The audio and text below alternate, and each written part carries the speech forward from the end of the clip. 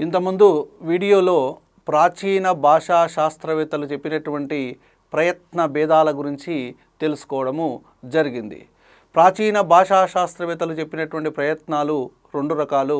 ఇంతకుముందు వీడియోలో అభ్యంతర ప్రయత్నము, అదేవిధంగా బాహ్య ప్రయత్నం అనేటువంటి రెండు రకాలుగా చెప్పుకున్నాము. అభ్యంతర ప్రయత్నం అనేటువంటిది 5 రకాలు అని, బాహ్య ప్రయత్నం అనేటువంటిది 11 రకాలని చెప్పడము జరిగింది.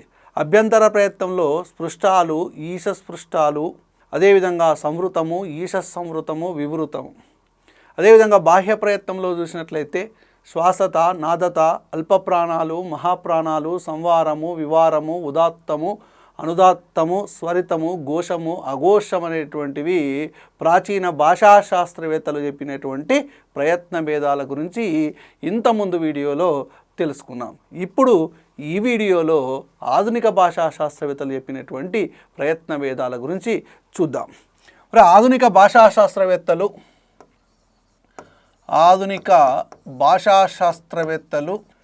చెప్పినటువంటి ప్రయత్న భేదాలు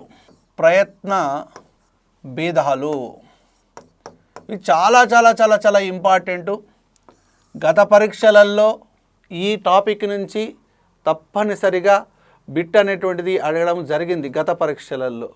కాబట్టి ఈసారి కూడా అడగడానికి అవకాశం ఉంటుంది.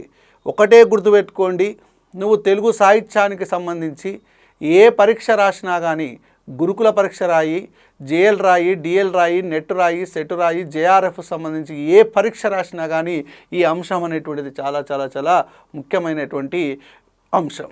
ఓకే, మరి ఆధునిక భాషా శాస్త్రవేత్తలు ప్రయత్న భేదాలు అని అంటున్నాం కదా, మరి ఎన్ని రకాలుగా చెప్పారు ఆధునిక భాషా శాస్త్రవేత్తలు ప్రయత్న భేదాలను చూసినట్లయితే, ఒకటి అనునాసిక ప్రయత్నము, రైట్. రెండవది పార్శ్విక ప్రయత్నము, మూడవది తాడిత ప్రయత్నము, నాలుగవది కంపిత ప్రయత్నము, ఐదవది ఊష్మిత ప్రయత్నము, ఆరవది అంతస్థ ప్రయత్నము. ఇవి చాలా చాలా చాలా చాలా చాలా చాలా ఇంపార్టెంటు. అనునాసిక ప్రయత్నము, పార్శ్విక ప్రయత్నము, తాడిత ప్రయత్నము, కంపిత ప్రయత్నము, ఊష్మిత ప్రయత్నము, అంతస్థ ప్రయత్నం అనేటువంటివి 6 రకాలుగా ఆధునిక భాషా శాస్త్రవేత్తలు ప్రయత్న భేదాలను చెప్పడం జరిగింది. మరి ఇందులో ఒక్కొక్క దాని గురించి తెలుసుకుందాము. అనునాసిక ప్రయత్నం అంటే ఏంది, పార్శ్విక ప్రయత్నం ఎట్లా జరుగుతుంది, తాడిత ప్రయత్నం ఏ విధంగా జరుగుతుంది, కంపిత ప్రయత్నం ఏ విధంగా జరుగుతుంది, ఊష్మిత ప్రయత్నం ఏ విధంగా జరుగుతుంది, అంతస్థ ప్రయత్నం ఏ విధంగా జరుగుతుందో ఒక్కొక్క దాని గురించి తెలుసుకుందాం. మొదలు మరి అనునాసిక ప్రయత్నం గురించి చూద్దాం. అనునాసిక ప్రయత్నం జాగ్రత్తగా గమనించాలి. రైట్, అనునాసిక ప్రయత్నము అని అంటే అసలు అనునాసిక్యము అంటే ఏందో తెలవాలి. అనునాసిక్యము అంటే చాలామందికి ఏమంటారనంటే ముక్కుతో పలికేవి అనునాసికాలు. అరే, ముక్కుతో పలికేవి అనునాసికాలు, నోరు మూసుకొని ఒకసారి ముక్కుతో పలకగలుగుతామా? పలకలేము. మరి అనునాసిక్యము అని అంటే ఏంటంటే ధ్వనిని ఉచ్చరించినటువంటి సమయంలో నాసిక అంతర్భాగము నుండి శ్వాసము నిర్గమించడాన్ని ఏమంటారనంటే అనునాసిక్యము అని అంటారు. ఇప్పుడు నేను ధ్వనిని ఉచ్చరిస్తున్నాను, ఏ ధ్వని అయితే నాసిక అంతర్భాగం నుండి మరి బయటికి వస్తుందో అది అనునాసిక్యము. ఇప్పుడు చూడండి, ఒక ఉదాహరణ చెప్తాను. యజ్ఞం అని అన్నాము. యజ్ఞం అని అన్నప్పుడు అది నాసిక అంతర్భాగం నుంచి జ్ఞం అని అన్నప్పుడు సందర్భంలో అక్కడ ధ్వని అనేటువంటిది నాసిక అంతర్భాగం నుంచి బయటికి వచ్చింది. అంటే ఇక్కడ అనునాసిక్యం అని అంటే ముక్కుతో పలికేవి కాదు, ముక్కు సహాయము తీసుకుంటాయి. నాసిక అంతర్భాగం నుంచి శ్వాస నిర్గమించబడుతుంది. ఆ విధంగా నిర్గమించడాన్ని ఏమంటారనంటే అనునాసిక్యము అని అంటాం. సార్, మరి అనునాసిక ప్రయత్నము అని అంటే ఏంటి? అసలు అనునాసికాలంటే ఏమేమి వస్తాయి? ఇంతకుముందు మనం వర్ణమాల చెప్పుకునేటువంటి క్రమంలో వర్గ పంచమాక్షరాలను అనునాసికాలు అంటారని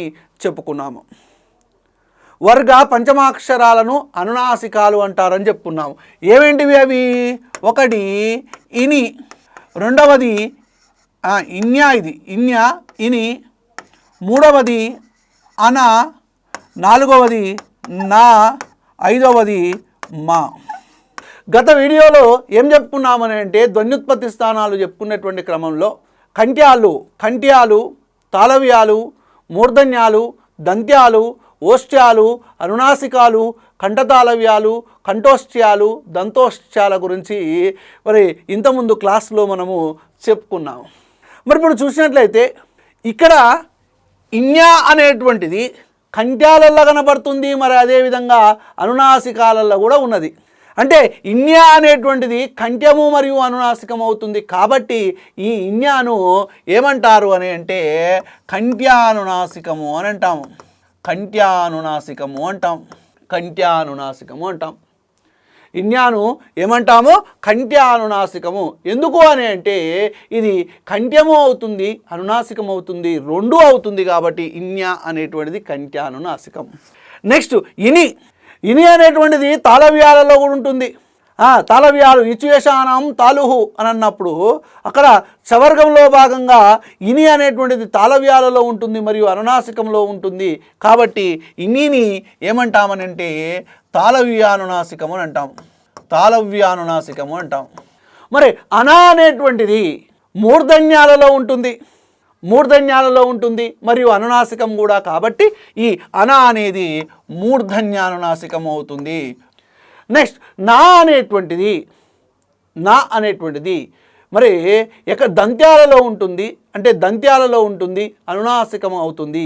కాబట్టి నా అనేది దంత్యానునాసికము అవుతుంది.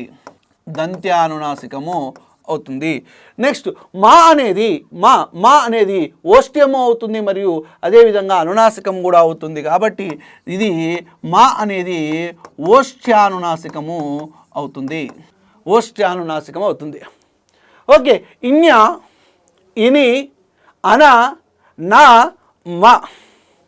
ఇన్యా అంటే కంఠ్యానునాసికం. ఒకసారి అడిగిండు ఏపీలో అడిగిండు. ఏమని అడిగిండంటే ఈ క్రింది వాటిలో కంఠ్యానునాసికాన్ని గుర్తించండి అని అన్నాడు. ఈ క్రింది వాటిలో కంఠ్యానునాసికాన్ని గుర్తించండి. ఆప్షన్స్ ఇన్యా, ఇని, అన, నా. ఆన్సర్ ఏమవుతుంది? ఇన్యా.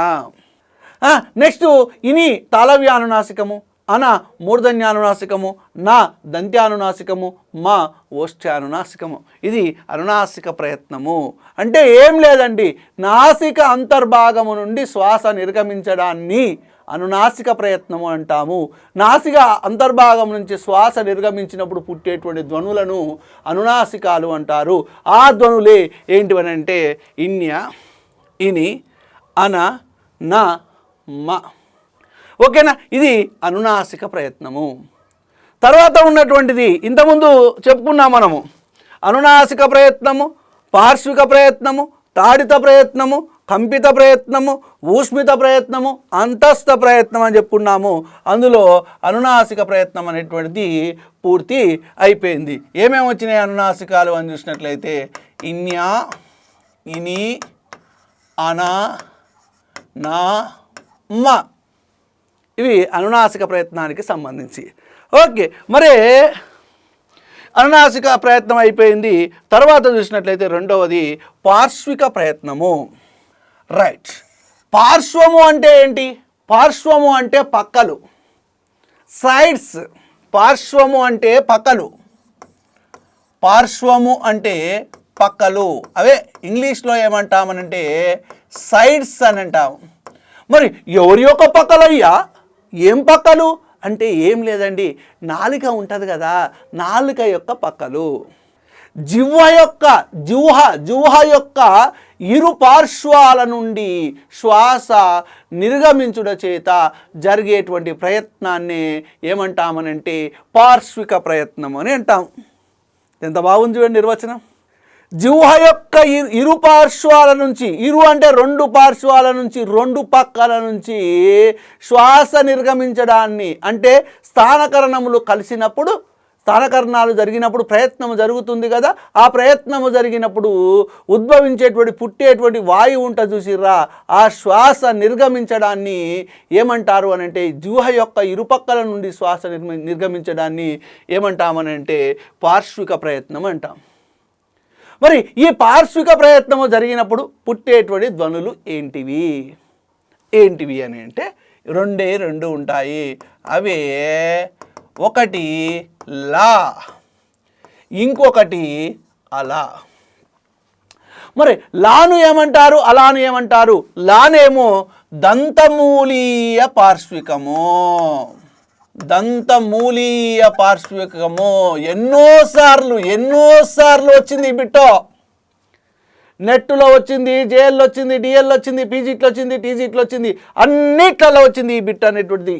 దంతమూలీయ పార్శ్వికము, అలా మూర్ధన్య పార్శ్వికము. ఓకే, లా అనేదేమో దంతమూలీయ పార్శ్వికము, అలా అనేదేమో మూర్ధన్య పార్శ్వికము. చాలా చాలా చాలా చాలా ఇంపార్టెంట్ అండి, బాగా గుర్తుపెట్టుకోవాలి. ఏం లేదు, పార్శ్విక ప్రయత్నము అని అంటే జిహ్వ యొక్క ఇరు పార్శ్వాల నుంచి, ఇరు పక్కల నుంచి శ్వాస నిర్గమించడాన్ని ఏమంటామనంటే పార్శ్విక ప్రయత్నం అంటారు. ఈ విధంగా పార్శ్విక ప్రయత్నము జరిగినప్పుడు పుట్టేటువంటి ధ్వనులు లా, అలా. లా, అలా. లానేమో దంతమూలీయ పార్శ్వికం అని అంటాము, అలానేమో మూర్ధన్య పార్శ్వికం అని అంటాము.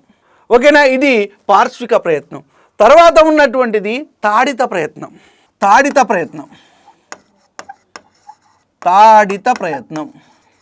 ఏంది సార్ ఈ తాడిత ప్రయత్నం అని అంటే?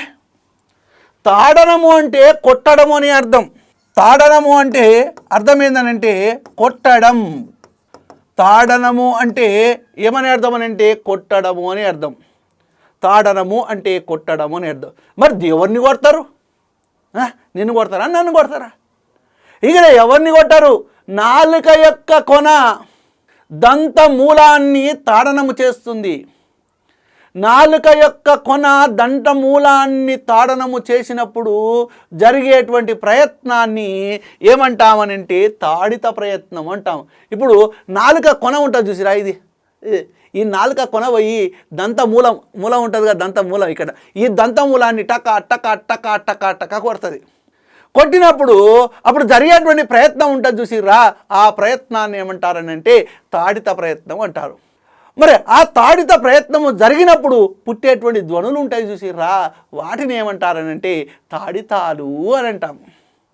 ఏంటి సార్ తాడితాలకు ఉదాహరణ ఏంటి అని చూసినట్లయితే ఒకటే ఒకటి ఉంటుంది ఉదాహరణ, సాధురేఫము, అదే రా. ఇప్పుడు చూడండి, ఒక ఉదాహరణ చెప్తాను.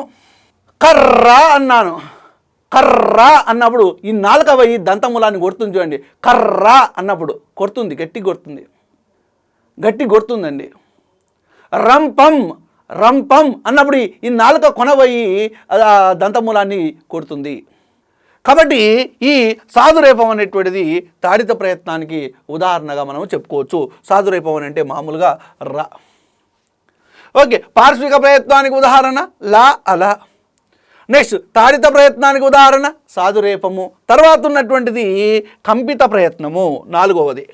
రైట్. ఏంది కంపిత ప్రయత్నము? కంపనము అంటే కంపింపజేయడం అన్నమాట. ఎవరిని కంపింపజేస్తారు? నిన్నా నన్నా? ఎవరిని కాదు కంపింపజేసేది. ఇక్కడ నాలుక కొనబోయి ఏ దంతమూలాన్ని ప్రకంపింపజేస్తుంది. ఈ విధంగా నాలుక కొన దంతమూలాన్ని కంపింపజేసినప్పుడు జరిగేటువంటి ప్రయత్నం ఉంది చూసిరా, అది కంపిత ప్రయత్నం. నాలుక యొక్క కొన దంతమూలాన్ని కంపింపజేసినప్పుడు జరిగేటువంటి ప్రయత్నమే కంపిత ప్రయత్నము. ఏంటి? కంపిత ప్రయత్నము. ఓకే, ఈ కంపిత ప్రయత్నము జరిగినప్పుడు పుట్టేటువంటి ధ్వనులు ఏమవుతాయని అంటే కంపితాలు అవుతాయి. ఓకే, మరి ఈ కంపితాలకు ఉదాహరణ ఏముంది సార్ అని అంటే, ఉదాహరణ ఏముంది అని అంటే బండీరా. అదే బండీరా అని అంటే శకట రేపము అని అంటాం. అదే శకట రేపము బండీరా. ఈ బండిరా అనేటువంటిది కంపితానికి ఉదాహరణ. అడుగుతున్నారు, ఈ కింది వాటిలో తాడితాలను గుర్తించండి, ఈ కింది వాటిలో తాడితంను గుర్తించండి, ఈ కింది వాటిలో కంపితాన్ని గుర్తించండి, ఈ కింది వాటిలో పార్శ్వికాలను గుర్తించండి, ఈ కింది వాళ్ళలో అనునాసికాలను గుర్తించండి అని అడుగుతున్నాడు. ఇది ఏంటంటే కంపిత ప్రయత్నం. తర్వాత కంపిత ప్రయత్నము తర్వాత ఉన్నటువంటిది ఊష్మిత ప్రయత్నము. మరి ఊష్మిత ప్రయత్నము అని అంటే ఏంటి? ఊష్మిత ప్రయత్నం అని అంటే ఏంటంటే ఊష్మము అంటే ఊది పలకడం, స్థానకరణాల యొక్క స్పర్శ జరిగినప్పుడు, ఈ స్థానకరణాల యొక్క స్పర్శ జరిగినప్పుడు ఇరుకైనటువంటి సందు గుండా శ్వాసము ఒత్తిడితోటి నిర్గమించబడినప్పుడు జరిగేటువంటి ప్రయత్నాన్ని ఊష్మిత ప్రయత్నం అని అంటాం. ఏంది సార్ ఒత్తిడి ఏంది అదేంది అని అంటే ఏం లేదండి, స్థానాలు కరణాలు కలుస్తాయి. స్థానాలు కరణాలు కలవడాన్ని ఏమంటాము? ప్రయత్నం అని అంటాము. ప్రయత్నం జరిగినప్పుడు శ్వాసము నిర్గమిస్తుంది కదా బయటికి, ఒక వాయువు అనేటువంటిది బయటికి వస్తుంది కదా, ఆ వాయువు అనేటువంటిది ఇరుకైన సందు గుండా బయటికి నిర్గమిస్తుంది. ఇరుకైన సందు గుండా శ్వాస బయటికి నిర్గమించినప్పుడు జరిగేటువంటి ప్రయత్నాన్ని ఏమంటామనంటే ఊష్మిత ప్రయత్నం అని అంటాం. ఏంటివి ఊష్మిత ప్రయత్నం అని అంటే ఏం లేదు, ఊది పలకబడేటువంటివే. ఊది పలకబడేవి ఊష్మాలు. ఊది పలకబడేవి ఊష్మాలు. ఏంటి ఊది పలకబడేటువంటి ఊష్మాలు అని అంటున్నారు కదా, ఏమేమి ఉంటాయి సార్ ఊష్మిత ప్రయత్నానికి? మరి ఆ ధ్వనులు ఏంటివని అంటే షే, షా, సా, హ అంటాం. షే, షా, సా, హా అన్నప్పుడు ఇప్పుడు చూడండి ఊది పలుకుతున్నాము అంటే స్థానకరణాల స్పర్శ జరిగినప్పుడు ఇరికైనటువంటి సందు గుండా శ్వాసము ఒత్తిడితో కూడుకున్న అంటే ఒత్తిడితో బయటికి నిర్వహిస్తుంది. షా ఇరుకైనటువంటి సందు గుండా షా, షా, సా, హ ఇట్లా అన్నమాట. ఇవి ఊష్మితాలు. అప్పుడు పుట్టినటువంటి ధ్వనులను ఏమంటారంటే ఊష్మితాలు అంటారు. తర్వాత ఉన్నటువంటిది అంతస్థ ప్రయత్నం. అంతస్థ ప్రయత్నం అని అంటే ఏం లేదండి, ఈశస్పృష్టాలు వాలను మాత్రమే, ఈశస్పృష్టాలలో ఉన్నటువంటి యా కామ వాలు మాత్రమే అంతస్థ ప్రయత్నానికి ఉదాహరణలు. ఏంది సార్ అసలు ఈశస్పృష్టాలు అంటే ఏంటివి? ప్రాచీన భాషా శాస్త్రవేత్తలు చెప్పినటువంటి అభ్యంతర ప్రయత్నంలో భాగంగా చెప్పినటువంటి స్పృష్టము ఈశస్పృష్టము అని చెప్పాము చూసిర్రా. ఈశస్పృష్టాలలో యారాలావ అని అన్నాను కదా, ఈ యారాలావాలలో వా మాత్రమే అంతస్థ ప్రయత్నమునికి ఉదాహరణగా చెప్పుకుంటాం. అసలు అంతస్థ ప్రయత్నము అంటే ఏం లేదు, అంగిలి సహాయముతో ఉచ్చరింపినప్పుడు జరిగినటువంటి ప్రయత్నమే. లేదు ఇప్పుడు చూడండి, అంగిలి సహాయముతో, ఇది అంగిలి సహాయముతో ఉచ్చరింపబడేటువంటి అంటే అంగిలి సహాయముతో జరిగేటువంటి ప్రయత్నమే అంతస్థ ప్రయత్నము. కానీ అంతస్థ ప్రయత్నానికి యా వాలు మాత్రమే ఉదాహరణలుగా చెప్తారు. కానీ లకారము,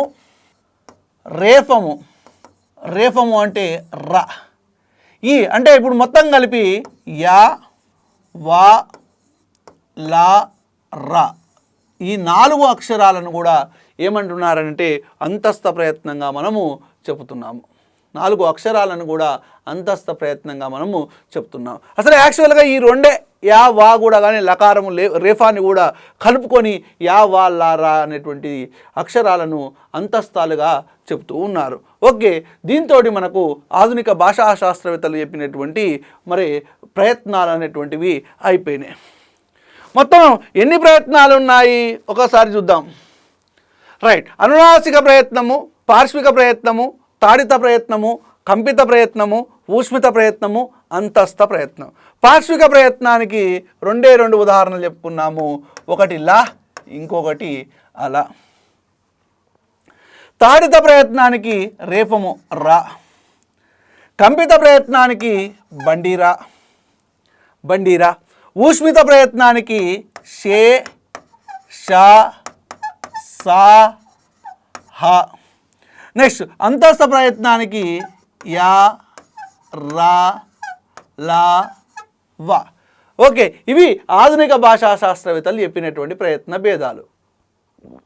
మరి ప్రాచీన భాషా శాస్త్రవేత్తలు చెప్పినటువంటివి ఏమో చాలా ఉన్నాయి. వీటన్నిటిని ఒక దగ్గర చేసుకొని మళ్ళీ వీటిని చెప్పడం జరిగింది. అనునాసిక ప్రయత్నం అని ఇన్యా, ఇని, అనా, నా, మా. పార్శ్విక ప్రయత్నం అని లా, అలా. తాడిత ప్రయత్నం అని రా, కంపిత ప్రయత్నం అని బండీరా, ఊష్మిత ప్రయత్నం అని షే, షా, సా, హ. అంతస్థ ప్రయత్నం అని యా, రా, లా, వ. ఓకేనా అండి? రైట్, ఇది ఆధునిక భాషా శాస్త్రవేత్తలు చెప్పినటువంటి ప్రయత్న భేదాలు. ఇప్పుడు దీంతో మనకు ప్రయత్న భేదాలు, ఉచ్చారణ, ధ్వని, ధ్వనిుత్పత్తి స్థానాలు అనేటువంటి టాపిక్ కంప్లీట్ అయిపోయింది. తర్వాత క్లాసులో, తర్వాత వీడియోలో మనము వేటి గురించి చెప్తాము అని అంటే ప్రత్యయాల గురించి నేర్చుకుంటాము. ఓకేనా? రైట్.